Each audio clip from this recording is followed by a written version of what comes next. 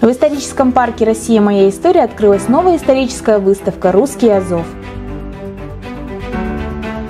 Выставка «Русский Азов» – это проект, который был подготовлен Фондом гуманитарных знаний «Перспектива» и Российским историческим обществом.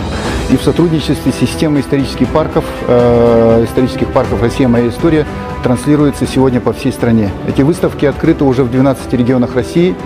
Цель этих выставок – показать историческую связь с территорией современного Приазовья, исторического Приазовья и сегодняшних событий, которые, мы знаем, происходят в наши дни. Поэтому мы должны лучше знать свою историю, мы должны ее рассказывать, показывать всеми доступными средствами. Поэтому этой задаче, реализации данной задачи служит данная выставка. И я очень рад, что сегодня присутствуют директора школ, руководитель управления образования города Якутска. Это говорит о том, что руководство города, нашего образования с большим вниманием относится к таким выставкам, к таким вот событиям и принимает активное участие в том, чтобы наше подрастающее поколение получало необходимую информацию. Я за это им очень благодарен и приглашаю всех в исторический парк для того, чтобы увидеть эту выставку, которая подготовлена специалистами, историками, художниками. Это очень большая работа, очень интересная выставка. И я с радостью отмечаю, что она проходит в Якутске, и такая возможность есть у наших жителей. На выставке впервые представлена история городов побережья Азова. Сегодня мы присутствуем на открытии выставки, посвященной истории русского Азова. И для нас, как для представителей системы образования, это действительно значимая выставка, потому что без понимания, знания истории, прошлого невозможно строить будущее. А дети – это, конечно же, наше будущее. Поэтому очень важно, чтобы наши учащиеся дети города Якутска больше, шире, глубже знакомились с историей и особенно вот с такими интересными, непростыми вопросами истории нашей великой страны. Поэтому исторический парк – это наш надежный партнер, это как раз то место, в котором дети соприкасаются с живой историей. Поэтому благодарим исторический парк за это сотрудничество и надеемся, что оно будет дальше расширяться. Сегодня мы находимся в таком прекрасной экспозиции на выставке. Сегодня прошло торжественное открытие этой экспозиции. Как директор школы, как руководитель, а для меня приоритетом является как раз-таки духовно-нравственное воспитание нашего подрастающего поколения. И как раз-таки экспозиции, музей, они дают такой толчок для нас, помогают нам, развивают наших детей и не дают переписать, так скажем, историю для недоброжелателей. Как мы понимаем, сейчас мы живем в такое время, что мы должны учить детей тем фактам, который вот сейчас музей нам показывает. И исторически Азов всегда был российский. Я очень надеюсь, что наши дети будут приходить сюда в музей и будут узнавать очень многое, и воспитываться в этом направлении. И отдельно хочу поблагодарить работников, сотрудников музея, руководство вообще нашей республики за то, что они прилагают такое усилие, чтобы помочь нам, нашим детям воспитываться в правильном русле. Спасибо. Экспозиция работает со 2 июня, вход бесплатный.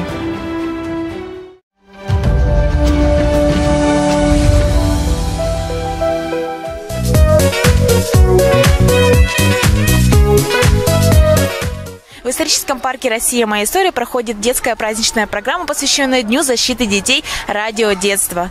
Программа началась с развлекательных игр от сотрудников Сахатранснефтегаз.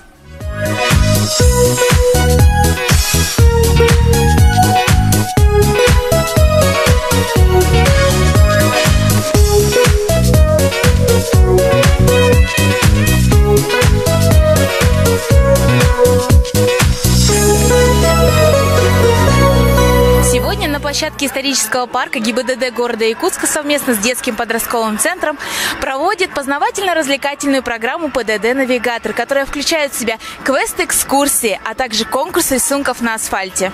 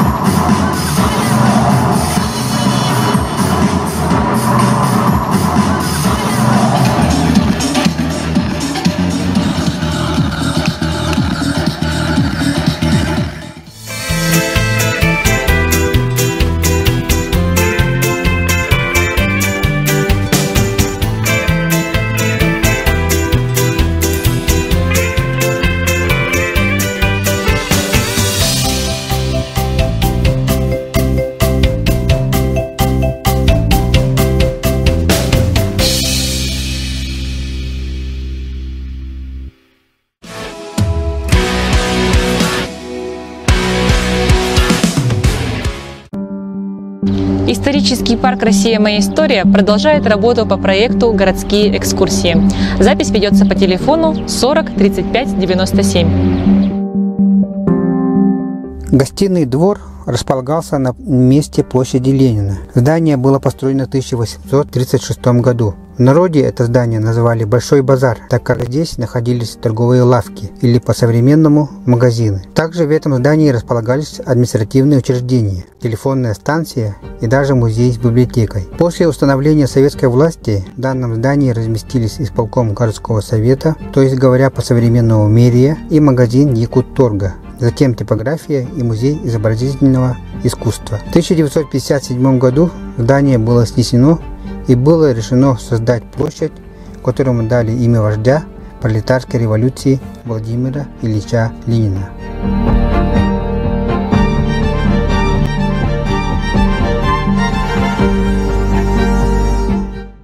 Ленин – один из руководителей Октябрьской революции 1917 года, в результате которой в стране пришли к власти большевики. Большевики – группа людей, боровшаяся за социально справедливое государство без богатых и бедных. Под знаком кладбища, следующее после гостиного двора, подразумевается двор Иоанна Предтеченского храма. Сам храм не указан, хотя был построен в 1820 году. На территории храма хоронили священнослужителей. Сейчас на данном месте расположено здание гостиницы «Полярная звезда».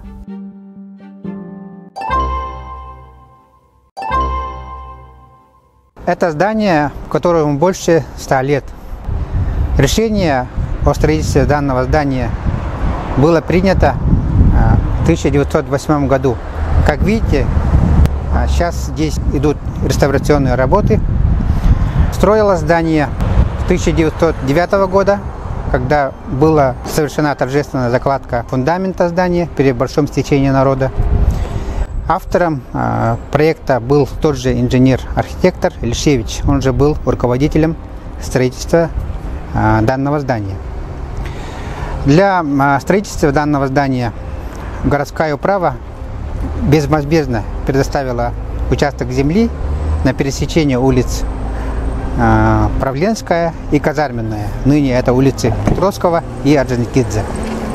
Архитектор не только проектировал здание, но и проявил себя как хозяйственник. Принимал самое активное участие в переработке сметы, подготовке торгов и приемке стройматериалов. С февраля 1909 года он почти ежедневно принимал от многочисленных поставщиков жженую известь по 1000 пудов, десятки тысяч кирпичей, десятки тонн бутового камня, песок, брус, бревна, доски, гвозди, осинкованные железные листы и краски. Оплата по поставке материала и строительству шла под неусыпным оком губернатора Ивана Ивановича Крафта. Постройка казначейства, кладовой звонкой серебряной монеты, завершилась в 1911 году.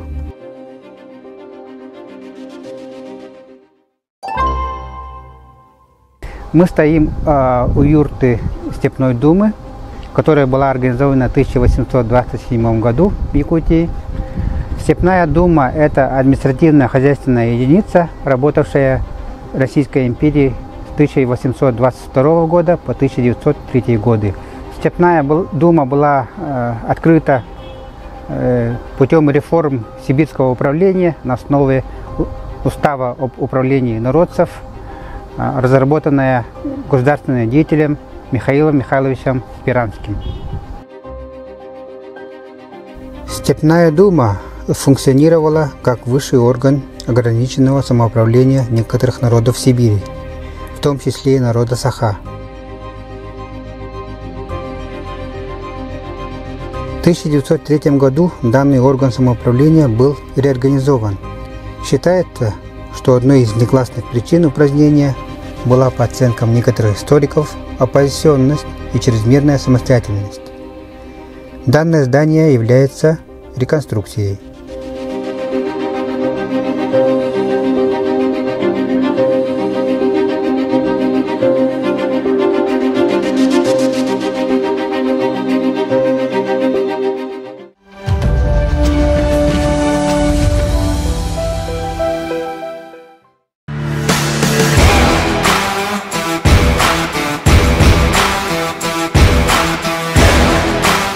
Исторический Исторический парк «Россия. Моя история» приглашает вас на выставку «Рюриковичи».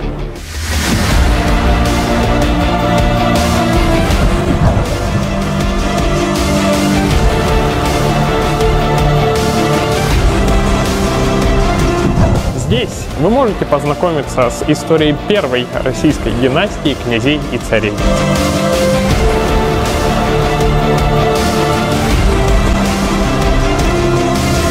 Узнать что-то новое о средневековом бытии и жизни обычных людей. Ключевые события в истории государства. Посмотреть документальные фильмы об истории государства, его культуре, религии.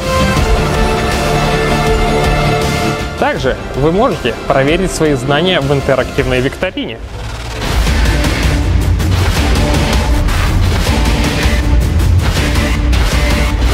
Вы узнаете много интересного, посетив нашу выставку. Ждем вас! Ждем вас со среды по воскресенье в историческом парке «Россия. Моя история» по адресу улица Ксенофонта Уткина, 5.